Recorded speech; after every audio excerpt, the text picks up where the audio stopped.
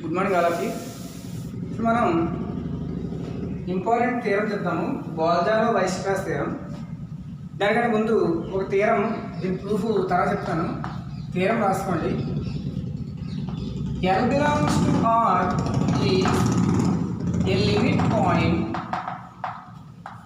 point of sequence Sn if and only if subsequence of sequence Sn converges to L. ఇది ఈ theorem use చేసి మనం బాల్జానో-వైస్ట్రాస్ theorem చేస్తాం. So ఇక్కడ చూడండి, ఈ థీరం ఏం చెప్తుందంటే ఎల్ అనేది ఎస్ఎన్కి లిమిట్ పాయింట్ అయితే ఎస్ఎన్ యొక్క సబ్సీక్వెన్స్కి లిమిట్ అవుతుంది. అది థీరం. చూడండి, L is a limit point of SN. ఈ థీరం ఏం చెప్తుంది, ఎల్ అనేది సీక్వెన్స్ ఎస్ఎన్కి లిమిట్ పాయింట్ అయితే దీని యొక్క సబ్సీక్వెన్స్కి కన్వర్జెస్ టు ఎల్ అంటే లిమిట్ అవుతుంది. ఎల్ అనేది ఎస్ఎన్ యొక్క సబ్సీక్వెన్స్ ఎస్ఎన్కేకి లిమిట్ అవుతుంది. అది థీరం. అర్థమైందమ్మా? ఈ థీరంకి ప్రూఫ్ తర్వాత చెప్పుకుందాము. సో అర్థమైందా? ఈ థీరం ఏం చెప్తుంది, సీక్వెన్స్ ఎస్ఎన్కి లిమిట్ పాయింట్ ఎల్ అయితే దీని యొక్క సబ్సీక్వెన్స్కి ఎల్ అనేది లిమిట్ అవుతుంది అనేది సీక్వెన్స్. సపోజ్ చూడండి, ఎగ్జాంపుల్. దీని థీరం ప్రూఫ్ మనం మామూలుగా ఎగ్జాంపుల్ తీసుకుని చెప్పేద్దాం. ఇక్కడ ప్రూఫ్ ఎగ్జాంపుల్ తీసుకుని చెప్పేద్దాం సరదాగా, అంటే మీకు అర్థం అవ్వడం కోసం. మామూలుగా అయితే ఎగ్జాంపుల్ తీసుకుని చెప్పకూడదు థీరమ్స్. చూడండి, సపోజ్కి consider sequence Sn defined by Sn is equals to -1 whole to the power of n అనే ఒకసారి సీక్వెన్స్ తీసుకుందాం. సో ఇదేంటిది చూడండి, Sn equal to -1 whole power n. So ఇక్కడ Sn is equals to sequence Sn is equals to ఏమొస్తుంది, n బదులు 1 రాయండి, -1, 2 రాయండి, 1, 3 రాయండి, -1, 1 సో అర్థమైందా? ఇప్పుడు దీనికి ఇది bounded sequence. So -1 ≤ Sn ≤ 1. So దీని limit points -1 limit point, 1 limit point. -1, 1 are limit points of sequence Sn యొక్క లిమిట్ పాయింట్స్ అయ్యాయి. అయితే ఇక్కడ ఓ సబ్ సీక్వెన్స్ తీసుకుందాం. కన్సిడర్ సబ్ సీక్వెన్స్ ఏమవుతుంది, -1 -1 ఆర్ టర్మ్స్ అన్ని సబ్ సీక్వెన్స్ తీసుకుందాం. Sequence Sn is equals to -1 so on. n is odd is subsequence Sn k అనుకోండి, subsequence of Sn. అప్పుడు సీక్వెన్స్ Sn కి -1 so on కదా. సో ఇది constant sequence. So దీనికి limit ఏమవుతుంది, -1. therefore limit is equals to limit of Snk is equals to -1. ఇది limit ఏమొచ్చింది, -1 అనేది లిమిట్ పాయింట్ అయింది సీక్వెన్స్ Sn కి. సో దీని యొక్క సబ్ సీక్వెన్స్ కి లిమిట్ అయింది. సరైన థీరము. సీక్వెన్స్ Sn కి లిమిట్ పాయింట్ అయితే సబ్ సీక్వెన్స్ కి లిమిట్ అవుతుంది. అది థీరం. హెన్స్ ప్రూవ్ రాసుకోండి.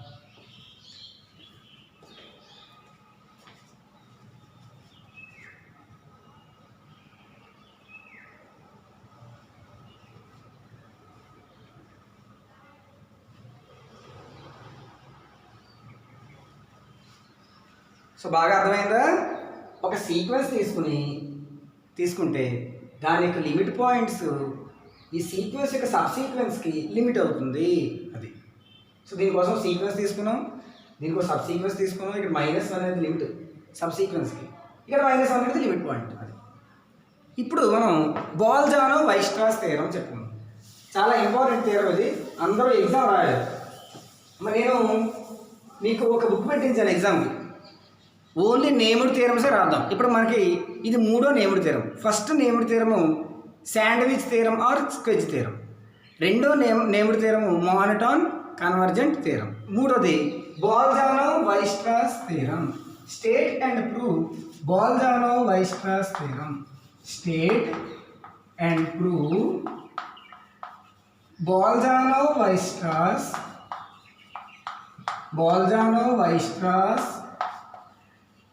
theorem for sequences.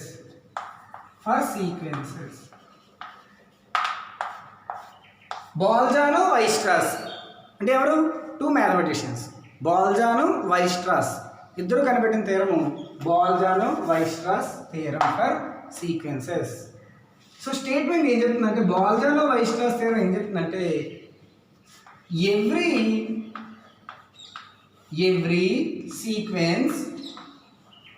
every sequence have convergent subsequence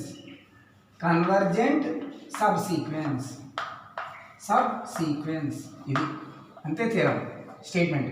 every sequence have convergent subsequence. ప్రతి సీక్వెన్స్కి కన్వర్జెంట్ సబ్సీక్వెన్స్ ఉంటుంది. every bounded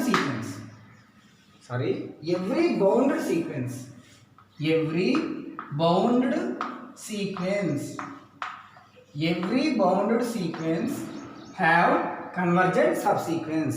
ప్రతి బౌండెడ్ సీక్వెన్స్కి కన్వర్జెంట్ అనే సబ్సీక్వెన్స్ ఉంటుంది అనేది థియరం. ఇదే Bolzano-Weierstrass. ఇప్పుడే మనం చెప్పుకున్నాం చూడండి. Sn = -1 హోల్ పవర్ n తీసుకున్నాం కదా. ఇది బౌండెడ్ సీక్వెన్స్. ఎందుకు? -1 ≤ Sn ≤ 1. సో ఇది బౌండెడ్ సీక్వెన్స్. సో దీనికి ఒక సబ్ సీక్వెన్స్ తీసుకున్నాం Snకి. ఇది S2n - 1 అంటే ఏమవుతుంది? -1 సో లిమిట్ ఎంత అయింది? -1 అయింది అంటే కన్వర్జెంట్ అయింది. అదే సో ఇప్పుడు మనం చెప్పుకోవాల్సింది అది. Every bounded sequence have convergent sub sequence. ఇది థియరం. రాసుకోండి స్టేట్మెంట్.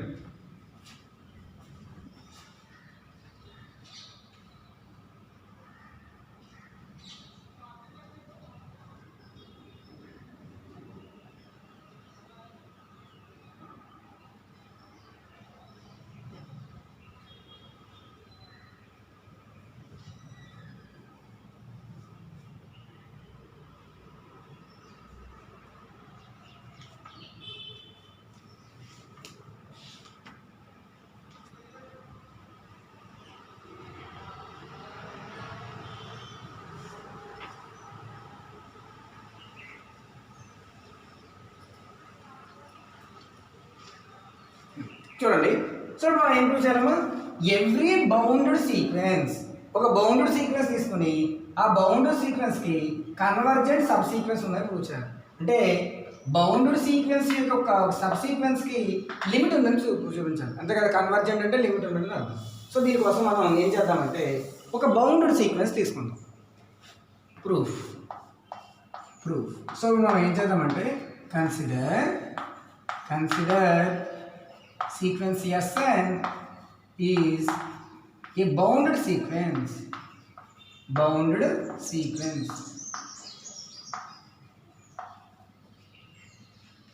సీక్వెన్స్ తీసుకున్నాం. ఇప్పుడు సీక్వెన్స్ Sn యొక్క సబ్ సీక్వెన్స్ కన్వర్జెంట్ ప్రూవ్ చేయాలి. We have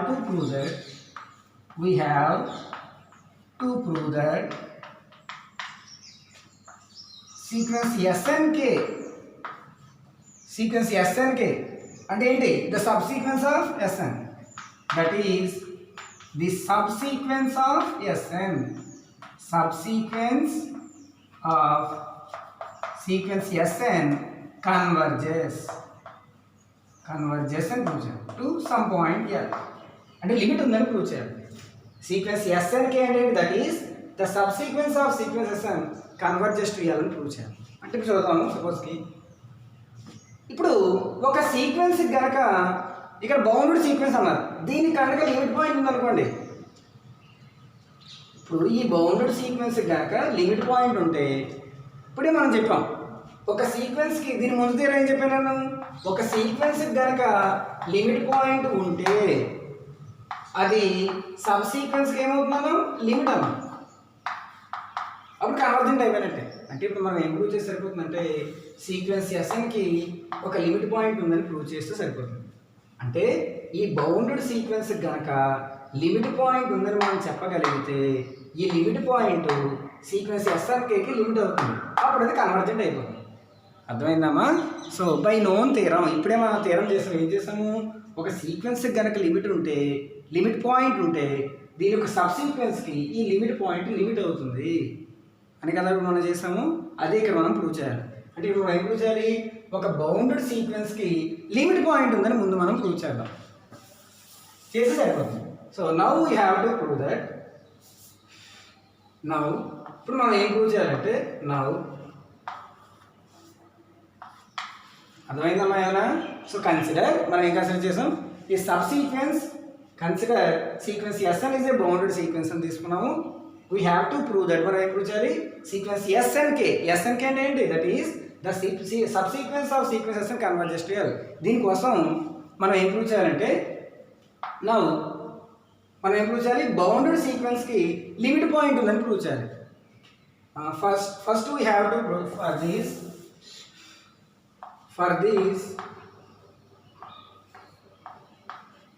దీనికోసం మనం ఏం ప్రూవ్ చేయాలి? First we have to prove that మనం ఏం ప్రూవ్ చేయాలమ్మా? Bounded sequence Sn have limit point.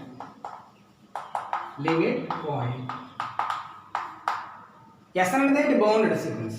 ఈ బౌండెడ్ సీక్వెన్స్కి లిమిట్ పాయింట్ ఉందని ప్రూవ్ చేయాలి. అది మనం ప్రూవ్ చేయాల్సింది.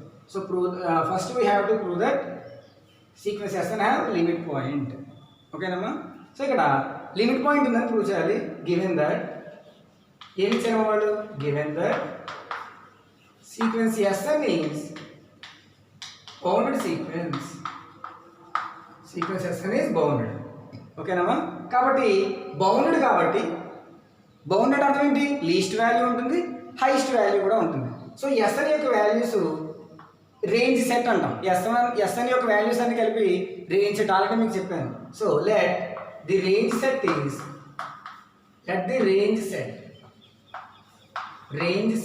T is equals to A1 A2 so on An. దీన్ని మనం రేంజ్ సెట్ అంటాం. రేంజ్ సెట్ అంటే అర్థం ఏంటి? Sn యొక్క వాల్యూస్ని మనం రేంజ్ సెట్ అంటాం. అర్థమైందా? Sn యొక్క వాల్యూస్ని రేంజ్ సెట్ అంటాం. సపోజ్కి రేంజ్ సెట్ అంటే Sn is equals to 1/n ఉందనుకోండి. n బదులు 1 రాస్తే 1, 2 రాస్తే 1/2, 3 రాస్తే 1/3, 4 రాస్తే 1/4. వీటన్నింటినీ కలిపి మనం రేంజ్ సెట్ అంటాం. అలాగా మనం ఇప్పుడు రేంజ్ సెట్ తీసుకుందాం. మనకు వాల్యూస్ తెలియదు ఇక్కడ, కానీ బౌండెడ్ కాబట్టి లీస్ట్ వాల్యూ ఉంటుంది, హైయెస్ట్ వాల్యూ కూడా ఉంటుంది. అందువల్ల A1 నుంచి An వరకు మనం ఏం తీసుకున్నాం? ఒక బౌండెడ్ సీక్వెన్స్, ఒక రేంజ్ సెట్ తీసుకున్నాం. అంటే ఈ రేంజ్ సెట్ ఈ వాల్యూస్ అనేది దేనికి సంబంధించినవి? Sequence Sn S1 S2 S3 so on Sn values. S1 value A1 అనుకోండి, S2 వాల్యూ A2 అనుకోండి, S3 వాల్యూ A3, అలా so on Sn value An అనుకోండి. ఇక్కడ దాకా రాస్తాను.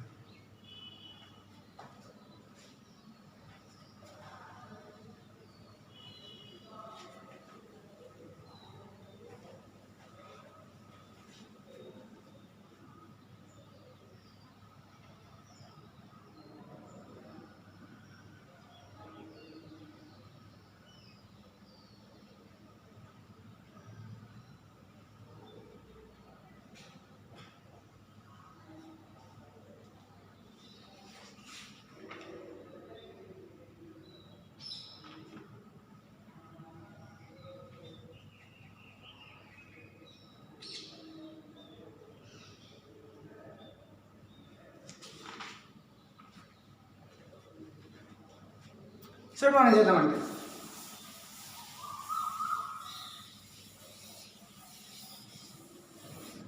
T అనేది రేంజ్ సెట్ తీసుకుందాం. ఇక్కడ రెండు కేసులు తీసుకోవాలి. సపోజ్కి T అనేది ఫైనైట్ సెట్ అయితే ఒక కేసు, ఇన్ఫైనైట్ సెట్ అయితే ఒక కేసు తీసుకోవాలి. Case one suppose T is finite set.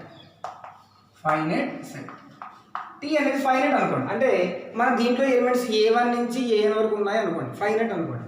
అప్పుడు మనం ఇక్కడ ఏం చేద్దామంటే లెటస్ కన్సిడర్ మనం ఏం కన్సిడర్ చేద్దామంటే Ni అని ఒక సెట్ తీసుకుందాం. ఎలా తీసుకుందామంటే n belongs to Z plus such that Sn is equals to ai అని తీసుకున్నాం. For 1 less than or equal to I less than or equal to n. అంటే దీని అర్థం ఏంటంటే టీలో A1 A2 సో అని ఏఎన్ ఎలిమెంట్స్ ఉన్నాయి కదా, అంటే Sn వాల్యూస్ ఇవన్నీ. n బదులు 1 రాసాం అనుకోండి S1, ఏ బదులు 1 రాస్తే A1, అంటే S1 equal to A1 first, S1 equal to A1. n బదులు 2 రాసాం అనుకోండి, I బదులు 2 రాసాం అనుకోండి S2 ఈక్వల్ టు A2, అది రెండోది. అంటే వీటిని మనం ఇలాగా NIలో రాద్దాం. అదో సెట్ తీసుకుందాం, అర్థమైందమ్మా? సో ఇక్కడ టీ అనేది ఫైనైట్ సెట్ తీసుకుందాం. ఫైనైట్ సెట్లో n belongs to z plus such that mod Sn equal to ai where I 1 less than or equal to I less than or equal to n. అంటే ఇక్కడ 1 నుంచి n వరకు I values ఉంటాయి. I బదులు 1 రాయండి A1, n బదులు 1 రాయండి S1, అంటే first term A1, second term A2, third term A3 అలాగా. సపోజ్కి n బదులు 3 రాయండి S3, I బదులు 1 రాస్తే A1, so S3 equal to A1 ఎలాగైనా ఉండొచ్చు. ఫైనైట్ కాబట్టి ఈ n టర్మ్స్ సరిపోదు. సో ఇలా మనం ఒక సెట్ తీసుకుందాం, అర్థమైందా? సో ఇక్కడ union of ni is equals to where I running from 1 to n. ఇవి ఇక్కడ సెట్ 1 నుంచి n వరకు తీసుకున్నాం అనుకోండి యూనియన్ అంటే అర్థం ఏంటి? ఈ మొత్తం అన్నీ కలిపి I బదులు 1 తీసుకుంటే దీన్ని ఏమన్నా రాయొచ్చు n1 union n2 union so on union ni. n1 అంటే I బదులు 1, n1 అంటే ఏంటి? I బదులు 1 A1, Sn n బదులు z ప్లస్ ఏదైనా తీసుకోవచ్చు, అంటే S1 A1 అవ్వచ్చు, S2 A2 అవ్వచ్చు, S3 S4 ఏదైనా A1 అవ్వచ్చు, ఏదో ఒకటి మాత్రం అయి ఉండాలి ఫైనైట్ సెట్ కాబట్టి. సో S1 S2 S3 ఏదైనా అవ్వచ్చు. అంటే ఇవన్నీ కలిపి ఏమవుతాయంటే బిలాంగ్స్ టు z ప్లస్ ఏదో ఒక ఇన్ఫినిట్ సెట్ అవుతుంది. యూనియన్ ఆఫ్ ni అనేది ఇక్కడ అన్నీ కలిపి రాసాం అనుకోండి ఇన్ఫినిట్ సెట్ అవుతుంది. ఎందుకంటే n వాల్యూస్ z ప్లస్లో ఏదైనా అవ్వచ్చు, అర్థమైంది? పాజిటివ్ ఎనీ వాల్యూ తీసుకోవచ్చు, అంటే S1 నుంచి స్టార్ట్ చేసి ఇన్ఫినిటీ వరకు ఏదైనా తీసుకోవచ్చు. కాబట్టి సెట్ ఏమవుతుందంటే belongs to z plus infinity set అవుతుంది. Therefore union of ni is infinite set. Therefore union of ni I running from 1 to n is infinite set. So infinite set అయింది. So ఇది infinite set కాబట్టి అయితే n1 వీటిలో ఏదో ఒకటి infinite అయితేనే ఇది ఇన్ఫైనైట్ అవుతుంది. n1 అయినా ఇన్ఫినిట్ అయి ఉండాలి, n2 అయినా అయి ఉండాలి, ni వీటిలో ఏదో ఒకటి ఇన్ఫినిట్ అయితే యూనియన్ ఇన్ఫినిటీ అవుతుంది. అన్ని ఫైనైట్ అనుకోండి యూనియన్ కూడా ఫైనైట్ అవుతుంది, అంతే కదా? ఏదో ఒకటి ఇన్ఫినిట్ అవ్వాలి. ఇప్పుడు ఏం రాయాలి? Union of ni I running from 1 to n is infinite set. Therefore one of ni's must be infinite. కాబట్టి వీటిలో ఏదో ఒకటి ఖచ్చితంగా ఇన్ఫైనైట్ అవ్వాలి. లెట్ nj అనుకుంటాను, nj ఈజ్ ఇన్ఫైనైట్. nj అంది ఈ మధ్యలో ఇక్కడ j అని తీసుకోండి, nj అనేది ఇన్ఫినిట్ సెట్ అనుకోండి. అప్పుడు nj ఏమవుతుంది? ఇక్కడ I బదులు j రాస్తే nj equal to n belongs to z plus h, that Sn equal to aj, అంటే ajకి Sn వస్తుంది. దేర్ఫోర్ దీని ఏమని రాయొచ్చు? aj హ్యావ్ ఎన్ని వస్తాయి? ajకి n బదులు 1 రాస్తే S1 S2 S3 S4 అంటే ఎన్ని వస్తాయి? ఇన్ఫినిట్లీ మెనీ సీక్వెన్సెస్ వస్తాయి, many terms of sequence Sn. aj have infinitely many terms of sequence Sn. ajకి ఇన్ఫినిట్లీ మెనీ టర్మ్స్ వస్తాయి, ఎందుకంటే nj అనేది ఇన్ఫైనైట్ తీసుకున్నాం కాబట్టి nj యొక్క ఎలిమెంట్ aj కదా. ఇక్కడ n బదులు 1 రాస్తే S1 aj తీసుకోవచ్చు, S2 aj తీసుకోవచ్చు, S3 aj తీసుకోవచ్చు, కాబట్టి ఇక్కడ ఇన్ఫైనైట్ వస్తాయి. So aj have infinitely many terms of Sn. కాబట్టి aj అనేది Sn యొక్క ఇన్ఫినిట్లీ మెనీ వాల్యూస్ కాబట్టి ajని లిమిట్ పాయింట్ అంటాం. Therefore aj is limit point of sequence Sn. So ఇక్కడ సీక్వెన్స్ Snకి లిమిట్ పాయింట్ వచ్చింది. ఇప్పుడు మనం ఏం ప్రూవ్ చేయాలి? సీక్వెన్స్ Snకి లిమిట్ పాయింట్ ఉందని ప్రూవ్ చేయాలి. సీక్వెన్స్ Sn అనేది బౌండెడ్ సీక్వెన్స్, దానికి లిమిట్ పాయింట్ ఉందని ప్రూవ్ చేయాలి. బౌండెడ్ సీక్వెన్స్లో టీ అనేది 2 కేసెస్ తీసుకుంటాం. ఒకటి ఫైనైట్ సెట్, టీ అనేది రేంజ్ సెట్ ఫైనైట్ అయినప్పుడు లిమిట్ పాయింట్ వచ్చింది, ఏజే అనేది లిమిట్ పాయింట్. ఇప్పుడు ఇన్ఫైనైట్ తీసుకుని కూడా ఒక లిమిట్ పాయింట్ ఉందని ప్రూవ్ చేయాలి. ఇక్కడ దగ్గర రాసుకో.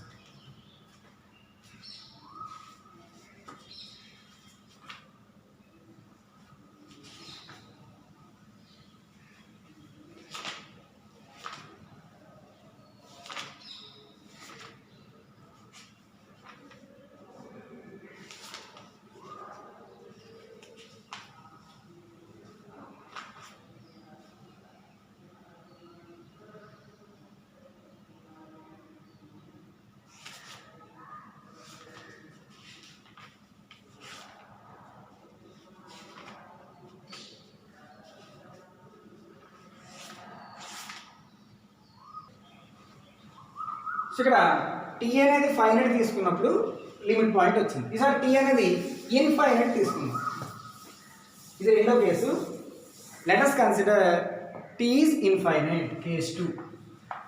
కేస్ 2లో మనం ఏం తీసుకున్నామంటే suppose T is infinite set అని తీసుకున్నాం. ఓకేనా? కానీ ఇక్కడ టీ అనేది అంటే ఏంటి?